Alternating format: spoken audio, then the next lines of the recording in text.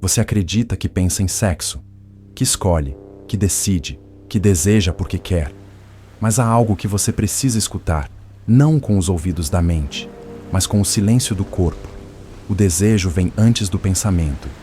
Ele te atravessa antes que você o nomeie. Ele te chama antes que você compreenda. Você não pensa em sexo. É o sexo que pensa por você. Em algum lugar dentro de nós, há uma força que pulsa no escuro. Ela não pede permissão. Ela apenas vibra. Toca a pele por dentro. Cria imagens, sensações, impulsos. Não nasce do raciocínio nem da moral. Vem do inconsciente. Vem do fundo. Vem do corpo. Esse oráculo antigo que carrega o idioma da alma. Carl Jung chamou essa força de libido. Não o desejo carnal apenas, mas a energia psíquica primordial. A pulsação da vida tentando se expressar. O desejo para Jung é símbolo, é ponte, é mensageiro. Mas o que fazemos com ele? Nós o domesticamos. O expulsamos do consciente. O escondemos debaixo do tapete moral, cultural, religioso. E ao fazer isso, adoecemos. Porque o que não se vive, vira sombra. E a sombra não some. Ela se esconde. Ela se transforma. Torna-se compulsão, ansiedade, apatia. Torna-se silêncio demais, ou barulho demais. E você começa a sentir algo que não consegue explicar. Uma inquietação sem nome. Uma saudade que não tem rosto. Um vazio mesmo após o prazer. A mente não entende, mas o corpo sabe. O desejo foi exilado. Clarissa Pinkola. Estés nos lembra que a alma instintiva é como uma loba. Selvagem, intuitiva, livre. Mas quando ensinamos essa loba a se calar, a se envergonhar, a se moldar aos padrões de um mundo que teme o prazer, ela adoece. E com ela, adoece tudo que em nós ainda tem fome de verdade. De toque, de comunhão, de êxtase. O desejo não é pecado, é linguagem. É simbologia do self, chamando o ego de volta para casa.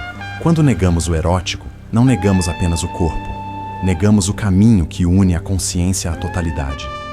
Jung chamava isso de individuação, o processo de tornar-se inteiro. E sem integrar o desejo, essa inteireza jamais se completa. Porque o Eros é o caminho, o fogo, o portal, o convite. É por isso que você precisa ouvir. O sexo pensa por você. Ele sonha por você. Ele chama por você nos lugares onde você aprendeu a não escutar. E talvez esteja na hora de parar de fugir do chamado, porque o que você chama de tentação pode ser, na verdade, o início de um reencontro sagrado com a sua própria alma. Existe um tipo de silêncio que não é paz, é sufocamento, é um grito contido embaixo da pele, um desejo que não morre, mas aprende a se calar. Assim, vive o instinto sexual na psique moderna, domesticado, amordaçado, trancado no quarto escuro da alma. E quando o desejo não pode respirar, ele se transforma, não em pureza, mas em disfarce, em raiva surda, em apatia sem motivo, em uma fantasia que pulsa no escuro e ninguém pode saber. Desde cedo, aprendemos a ter medo dos sentimentos, a julgar o que o corpo sinaliza, a cobrir o sagrado com vergonha. A religião, a cultura, até mesmo as famílias, muitas vezes bem-intencionadas, semearam em nós a ideia de que o instinto é pecado, que o prazer é perigoso, que o toque precisa ser vigiado, que o corpo não é confiável. E assim, a libido deixou de ser expressão da alma para se tornar um inimigo interno, um lobo que precisa ser mantido trancado. Mas como bem escreveu Clarissa Pinkola Estés, esse lobo não morre. Ele se esconde, ele espera. E às vezes aparece de maneiras que nem reconhecemos. Numa irritação constante sem causa, na incapacidade de se entregar a alguém, na frieza repentina diante do toque, ou em impulsos secretos que parecem contradizer a nossa moral. Quando o desejo é negado, ele não desaparece. Ele apenas muda de roupa, torna-se sombra. O corpo, então, passa a carregar o peso dessa exclusão, porque ele sente o que a mente tenta negar. Ele sabe o que deseja, mesmo quando a consciência reprime. E esse conflito cria um campo de tensão invisível, mas constante. Você sente vontade de fugir, mas não sabe do que. Sente falta de algo, mas não sabe de onde vem. E no fundo, desconfia que talvez tenha deixado uma parte essencial de si trancada em algum lugar da infância. A libido não é só sexo, é força vital, é pulsação criadora, é energia que quer fluir através do toque, da arte, da dança, do sonho. Quando essa energia não encontra passagem, ela implode ou se fragmenta e a alma se sente vazia, não por falta de amor, mas por falta de expressão. O desejo precisa respirar, precisa ser escutado, não apenas obedecido ou reprimido. Ele não é um problema a ser eliminado, mas um caminho a ser compreendido. Porque nesse lobo escondido há sabedoria, a verdade, a vida. Há uma parte de você que ainda late no escuro, esperando que alguém destranque a porta e diga: eu te vejo. O desejo nunca se apresenta nu. Ele se veste de símbolos, usa máscaras, encena papéis. Dentro de nós, o prazer não é apenas físico, é mítico. Ele carrega histórias que não lembramos ter escrito, roteiros que o inconsciente dita e o corpo apenas interpreta. Jung chamava isso de arquétipos, imagens universais que moldam como amamos, como desejamos, como tememos. E entre essas figuras, há personagens que visitam nossos relacionamentos sem que a consciência perceba. A princesa frígida não é fria por essência. Ela foi ensinada a não tocar no próprio fogo. Cresceu ouvindo que o corpo é perigoso, que o prazer é descontrole, que o valor da mulher está em se conter. Então ela se veste de pureza, mas por dentro arde em silêncio. Não sabe como dizer sim, mas também não sabe por que o não lhe dói tanto. Ela carrega a vergonha ancestral de todas as mulheres que precisaram negar seu prazer para serem aceitas. Do outro lado, o guerreiro vazio. Ele aprendeu a conquistar, não a sentir. Seu desejo é movido pela ausência, não pela presença. Ele persegue o que não pode ter, erotiza o impossível. E quando finalmente alcança, já não quer mais. Porque o prazer para ele é menos sobre encontro e mais sobre conquista. Ele busca corpos, mas o que realmente deseja é uma alma que lhe diga: você pode descansar. E há ainda a feiticeira proibida, aquela cuja presença desperta o desejo nos outros, mas que também carrega o peso do julgamento. Ela representa a mulher livre, instintiva, magnética e por isso mesmo temida. Muitos homens a desejam, mas poucos a amam, porque amá-la exigiria descer da mente até o corpo e encarar tudo que nele foi reprimido. Esses arquétipos vivem em nós e nos outros. São projeções da nossa própria relação com o prazer e com o medo. Representam não só quem somos, mas quem fomos ensinados a ser, e também quem escondemos. Quando o prazer é roubado, ele deixa um rastro de culpa, de insatisfação, de relações que não tocam a alma, apenas a pele. Mas o prazer verdadeiro não é inimigo da alma. Ele é ponte, ele é retorno, ele é o chamado de volta à essência. Quando deixamos de colonizá-lo com medo e julgamento, algo profundo se abre. Uma lembrança, uma verdade esquecida, um corpo que não implora mais por amor, mas que o emana. Nem sempre amamos quem amamos. Às vezes, apenas reconhecemos neles um pedaço da nossa própria dor e chamamos isso de amor. Mas, na verdade, é projeção, é eco, é uma ferida antiga vestida de pessoa. Jung dizia que não vemos os outros como são, mas como somos. E o desejo, essa força misteriosa, costuma apontar exatamente para onde ainda estamos incompletos. Atração é reencontro. Uma parte de nós perdida em algum ponto da história encontra eco no corpo de alguém. Não é apenas química, é memória emocional, uma repetição inconsciente. Você não se sente atraído à toa.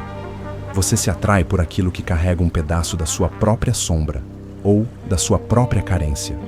Deseja, muitas vezes, o que representa um poder que você não acessa, ou uma dor que você ainda não curou. Por isso, o desejo pode enganar. Não porque seja falso, mas porque é simbólico. Ele nos chama para dentro. Mas, se não ouvimos, acabamos presos fora. Na obsessão, na dependência, no ideal. A alma, então, tenta se completar através do outro. Mas o outro não veio para te completar. Ele veio para te revelar. E o que acontece quando o desejo é projeção? O outro deixa de ser pessoa e se torna espelho. Você passa a amar menos o que ele é e mais o que ele representa. O pai que você não teve, a mãe que você perdeu, a segurança que nunca sentiu, o desafio que te faz sentir vivo, o abandono que ecoa na sua infância, a sensualidade que você reprime, a liberdade que você teme. O desejo se torna bússola, mas também armadilha. E por isso, amar é perigoso quando a alma está inconsciente. Porque você não se entrega ao outro. Você se entrega ao que ele desperta. E isso pode curar, ou pode repetir. Jung dizia que enquanto não tornamos o inconsciente consciente, ele governa a nossa vida e chamamos isso de destino. No amor, isso significa repetir padrões sem saber porquê. Escolher sempre o mesmo tipo de relação. Se ferir do mesmo jeito. Amar demais. Se doar demais. Se perder. Tudo isso são sintomas de um desejo que ainda não foi olhado com verdade. O desejo precisa ser escutado como símbolo, como chamada do self, como convite à integração. Pergunte-se: o que em mim está buscando o que vejo no outro? Que parte minha se revelou quando me apaixonei? Que ferida se abriu quando fui rejeitado? O desejo não nasce do acaso. Ele é um espelho. E só quando olhamos esse espelho com coragem é que o amor deixa de ser repetição e se torna encontro. Há um tipo de frio que não vem do clima, vem do corpo que foi ensinado a se fechar, do prazer que foi interrompido, do toque que virou medo, da entrega que virou vigilância.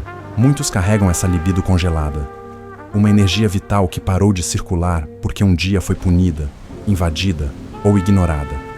E o que não flui, endurece. O que não se expressa, adoece. A vergonha do prazer não nasce com a gente. Ela é aprendida, herdada, implantada.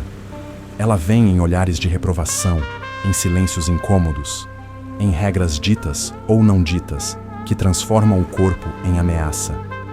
E assim, o que era instinto se transforma em contenção. O corpo perde sua inocência, e o prazer, que poderia ser ponte com o divino, torna-se algo que precisa ser escondido, ou vivido em excesso como forma de compensar o que nunca foi acolhido. Traumas sexuais, sejam explícitos ou sutis, têm o poder de congelar a alma dentro do corpo. Basta uma experiência mal digerida, um toque sem permissão, uma palavra que humilhou, uma ausência que silenciou. E o corpo, como um animal assustado, aprende a se proteger. Cria couraças, barreiras invisíveis, e você segue a vida, aparentemente funcional.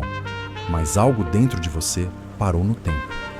E então, confunde-se liberdade com fuga, desejo com performance, sexo com vício, e a libertação que se buscava se torna mais uma prisão. A alma pede prazer com presença, mas o mundo oferece prazer com pressa. Reaprender a sentir não é libertinagem, é coragem. É ir ao encontro do corpo como se fosse um templo sagrado, não um campo de batalha. É dançar com o que ainda dói, respirar por dentro do medo, imaginar toques que curam ao invés de ferir. Porque a imaginação, para Jung, não é fantasia inútil. É linguagem simbólica do inconsciente. É ensaio da alma para a cura. Quando você se permite reapropriar do próprio corpo, algo profundo se descongela. A libido volta a fluir. Não como impulso cego, mas como rio que reencontra seu leito. E nesse fluxo, o prazer deixa de ser algo que se conquista, para se tornar algo que se habita. O êxtase, então, não é excesso, é presença. É o corpo dizendo: estou vivo. e a alma, enfim, respondendo: eu também. O corpo sabe antes da mente. Ele estremece antes da decisão. Ele se retrai ou se expande com uma sabedoria ancestral que não se explica, apenas se escuta. O corpo é um oráculo e o sexo, uma das linguagens mais potentes que ele utiliza para revelar verdades escondidas. Cada excitação, cada repulsa, cada impulso repentino ou desejo inesperado não são aleatórios. São mensagens do inconsciente tentando chegar à superfície. Quando Jung falava da libido, ele não se referia apenas ao desejo sexual, mas à força criadora que move toda a psique. Essa energia que pulsa, que busca, que se transforma, é a mesma que sonha, que cria, que ama. A excitação, portanto, não é apenas sobre o outro, é sobre si. É um espelho que revela o que ainda está vivo, o que ainda está ferido, o que ainda anseia por integração. No instante em que o desejo se acende, algo dentro de você está pedindo passagem. Às vezes, é um chamado do Eros, o impulso de unir, de tocar, de dissolver fronteiras. Outras vezes, é o impulso de reencontro com um pedaço perdido da alma. E há também momentos em que o desejo aponta para uma dor antiga, algo que nunca foi vivido e que insiste em retornar disfarçado de atração. Não se trata apenas de quem te atrai, mas do que te atrai. Qual ferida? Qual ausência? Qual potencial não vivido? A sincronicidade, conceito essencial de Jung, também se manifesta no desejo. Quando duas almas se encontram de maneira aparentemente casual, mas profundamente simbólica, o sexo pode se tornar portal. Não para o outro, mas para dentro, para o self. Há encontros que não são físicos, são arquetípicos. Há corpos que se tocam, mas há almas que se reconhecem. E isso não pode ser fabricado. Acontece, vibra, chama. Quando vivenciado com consciência, o erotismo é alquimia. É o fogo sagrado que transforma o instinto em expressão, que transmuta o desejo em verdade, que purifica o ego pelo calor da entrega. Não se trata de controlar o impulso, mas de compreendê-lo, de escutar o corpo como quem escuta um poema, sem pressa, sem julgamento, sem querer traduzir demais, apenas permitindo que ele revele o que só ele pode dizer. Porque no fim, o corpo não mente, ele sente. Ele fala a língua do inconsciente com gestos, com pulsos, com arrepios. E quando nos dispomos a escutá-lo, descobrimos que o sexo não é apenas físico, é espiritual. Não é apenas prazer, é presença. É uma alma que finalmente se lembra que mora dentro de um corpo, e que esse corpo também é templo, também é ponte, também é oração. Há um momento na jornada em que o desejo deixa de ser inimigo, deixa de ser sombra, deixa de ser culpa e passa a ser revelação. O mesmo impulso que um dia te feriu, porque estava inconsciente, rejeitado, exilado, agora se apresenta como guia, como força que integra, como fogo que não destrói, mas ilumina. O desejo, enfim, cura. Mas para isso, ele precisa deixar de ser um fugitivo. Precisa ser olhado, escutado, sentido sem pressa, sem julgamento, sem máscaras. Porque o perigo do desejo nunca esteve em sua existência, mas em seu exílio. É quando ele vive nas sombras que nos governa por trás. Quando não é acolhido, se torna compulsão. Quando não é entendido, se torna dependência.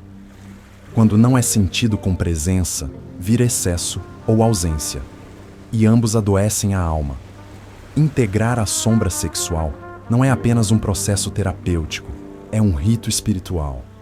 É o casamento interno entre prazer e consciência, entre corpo e alma, entre impulso e simbolismo. É quando o Eros deixa de ser um peso a carregar e se torna uma força que impulsiona o caminho da individuação. Porque ninguém se torna inteiro negando o próprio desejo. A totalidade só nasce quando todas as partes se encontram, inclusive aquelas que você aprendeu a temer. Essa reconciliação com o desejo não é libertinagem, é liberdade interior. É quando o prazer não te arrasta, mas te revela.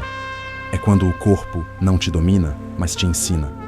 É quando o sexo não te consome, mas te consagra. Porque no fundo, todo impulso é uma oração disfarçada. Uma tentativa do inconsciente de te lembrar que a alma também sente, também arde, também busca. E talvez, apenas talvez, o desejo que você mais teme sentir seja exatamente o portal para a alma que você perdeu de vista. Não fuja, escute, sinta. O que queima dentro de você pode ser o caminho de volta para si.